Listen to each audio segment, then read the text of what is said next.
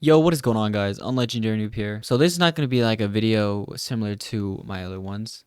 It's going to be a video with just me talking about what I want to see added into the game, and I guess just like slight changes that could be possibly made. So I'm going to try to not edit a lot. I just want to like post this out quickly. Unlike my other videos where I obviously have to trim out a lot, so I'm just gonna try to say everything and not cut out a lot of stuff. So I wrote down some notes, I guess. Here we go. The first thing I want to talk about is the items. When they are near doors, you can't really open the doors unless you like get at the right angle, which like you kind of have to hug the door to open it. And basically there's items there. A player tries to open the door and they can't because items are blocking it. So instead of opening the door, they ultimately pick up the items instead, and this could affect their gameplay. There's like a very easy fix of this. They could just add like these invisible barriers where items can never land next to doors. So they like if someone dies there or if somebody tries to drop an item there, the items will just get pushed like 2 or 3 tiles away from the doors, and this will help improve the door plays, because I feel like people always run into those situations where items are next to doors and they can't like open the doors, they can't use it, and they just get beamed to death. So I feel like this is a good change. I don't think it's significant. I think it's a very simple change, but I haven't seen like anybody talk about it much other than me and um like 5 kids in the community, I guess. Or maybe I'm just not aware of it. So yeah, door next to items. That I think that's a good change to add. Next up is gonna be I think this is called combat leave in a lot of other games. It's basically when somebody just leaves the game because they don't want to die to somebody. And I think this is good for like yeah, those situations, I guess. So if I'm like trying to kill somebody and they just leave the game, I think they should add like a 10-second timer ish, 15-10 seconds. So every time you get hit, you can't leave the game until those 10 seconds are up.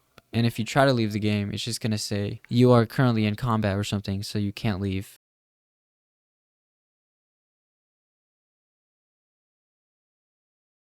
So, I mean, this one's obvious. This one's going to help people actually get their job done. And people are actually going to stop leaving the game because they don't want to die. So, all you have to do is tag the person once with like any kind of bullet, and they'd have to stay in the game for 10 to 15 seconds longer. So you guys can keep fighting instead of the person just leaving because they do not want to die. So yeah, that's the second one. I think that's like pretty easy to understand too. Um, the next one's gonna be snowman nades. Uh, okay, so I mentioned this in the Discord server once, but I guess some people misunderstood.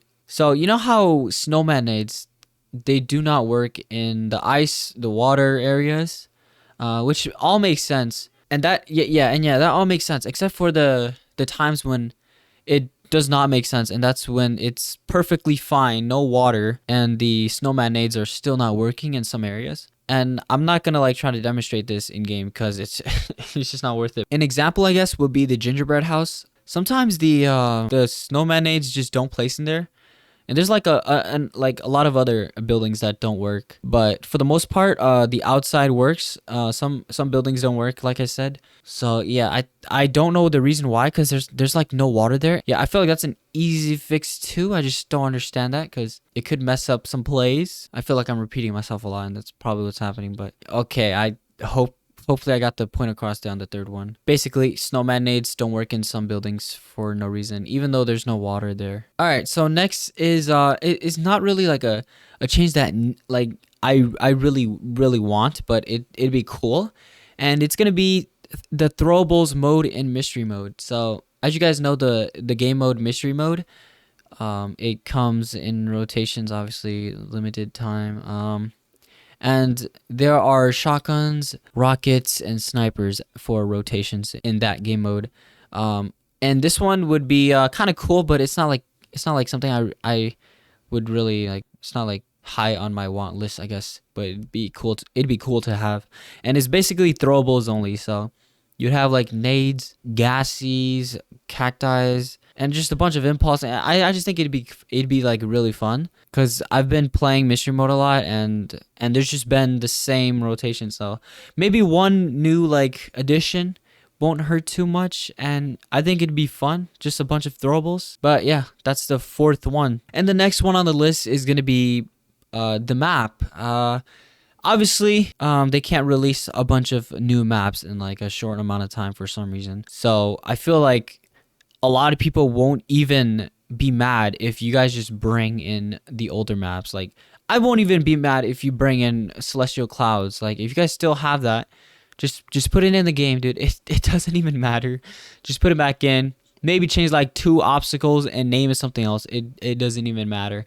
Like, don't act like you guys didn't do that to Haunted, bro. All right, so the next one is gonna be like a new game mode, and it's gonna be deathmatch. I feel like that is very, very basic in like most FPS games, or just a lot of games in general. And I see like Crystal Clash, and I'm like, can't this just be deathmatch? Like, I feel like deathmatch would be a lot funner. Maybe that's just my opinion. I have more fun fighting people than targeting this one crystal. Yeah, deathmatch could be cool. We could get like a 5v5 or 6v6 in like one of the maps, maybe Blossom Burbs. Like, one team spawns on top, one team spawns on bottom, and like Blossom Burbs the only location you can go around. Or we could choose that location. I feel like that might be kind of fun, kind of cool, new addition. But yeah, this next one I'm gonna talk about is more of a like a discussion. It's not like me wanting it, but it's just me talking about it, I guess.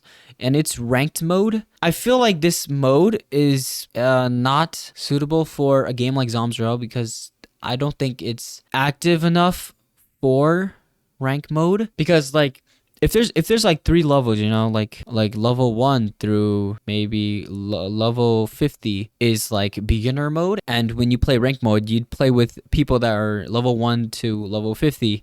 And I feel like maybe the second mode is like intermediate, and then last one's like professional or advanced. And I don't know, I just feel like the game is just not popular or active enough for that. Because I feel like it's just gonna be a lot of bots. If they add bots in these rank modes, there's just gonna be a lot of bots, and it's going to be unfun for maybe the advanced players, because not a lot of advanced players play anymore. So that would be kind of dull and unfortunate. But I also feel like this could work out. Like, this, like a rank mode might be good because it might bring people back to the game. So that's like the counter argument.